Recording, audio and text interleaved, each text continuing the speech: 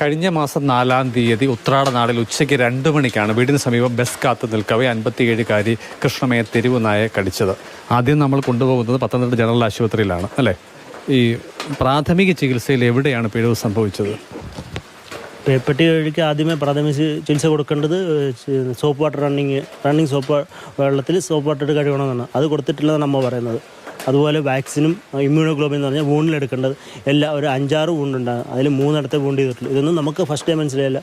Second അവർ medical കോളേജിലേക്ക് ഇവിടുത്തെ Stitcher ഇവിടെ മൊത്തം വാക്സിൻ എടുത്തെന്ന് പറഞ്ഞാൽ പേപ്പറിൽ എഴുതി 3 വാക്സിൻ എടുത്തിട്ട് പേപ്പറിൽ എഴുതി നമ്മളെ കോട്ടയം മെഡിക്കൽ കോളേജിലേക്ക് വിട്ടു ഇവിടുത്തെ ഈ വൂണ്ട് സ്റ്റിച്ച് ചെയ്യാൻ വേണ്ടി. അല്ലാതെ പേവിഷ സംബന്ധമായിട്ടൊന്നും അവർ പറഞ്ഞിട്ടില്ല. നമ്മൾ അടുത്ത് അവിടെ തേടി പിടിച്ച് പ്രിവെൻറ്റീവ് യൂണിറ്റ് എന്ന് പറഞ്ഞ് മെഡിക്കൽ കോളേജിൽ ഈ പേവിഷത്തിൻ്റെ ഒക്കെ ഉണ്ട്. അവിടെ ചെന്നപ്പോൾ അവിടുത്തെ ഡോക്ടർ കാര്യമായിട്ട് നമ്മളെ എത്തി അമ്മയുടെ ഓരോ വൂണ്ടും ക്ലീൻ ചെയ്തിട്ട് ചോദിച്ചു.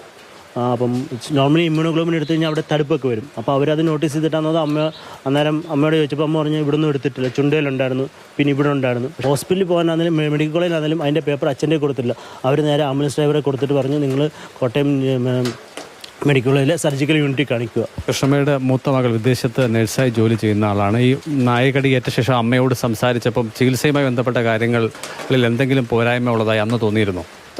അമ്മ എന്നെ വിളിച്ചായിരുന്നു. ഞാൻ ചോദിച്ചു അമ്മ എന്താ പറ്റി, കാര്യങ്ങളെല്ലാം പറഞ്ഞു. അപ്പം ഞാൻ ചോദിച്ചു അവരാദ്യം ക്ലീൻ ചെയ്തായിരുന്നു അമ്മയുടെ മുറിവുകളും കാര്യങ്ങളും എല്ലാം. അമ്മ പറഞ്ഞു ഇല്ല മോനെ ക്ലീൻ ചെയ്തില്ല. പപ്പ വന്ന് ചോദിച്ചപ്പോഴാണെങ്കിലും അവർ പപ്പ ഇറക്കി വിടുക ചെയ്തത്, അവിടെ നിർത്തിച്ച പോലും ഇല്ല. ഇതുമായി ബന്ധപ്പെട്ട് പരാതിയുമായി മുന്നോട്ട് പോകാൻ താല്പര്യപ്പെടുന്നുണ്ടോ? ഡെഫിനറ്റ്ലി ഞങ്ങൾ മുന്നോട്ട് പോകും. കാരണം നഷ്ടം ഞങ്ങൾക്ക് മാത്രമാണ്, വേറെ ആർക്കുമില്ല.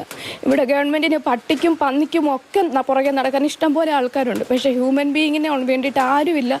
കഴിഞ്ഞ വെള്ളിയാഴ്ചയാണ് കൃഷ്ണമ്മയുടെ മരണം സംഭവിക്കുന്നത്. എന്തായാലും സമാന സ്ഥിതി മറ്റ് ആർക്കും ഉണ്ടാകരുത് എന്നുള്ള താല്പര്യം കൂടി പരാതിയുമായി മുന്നോട്ട് പോകുന്നതിന് കുടുംബത്തിന് പ്രേരണയാണ്.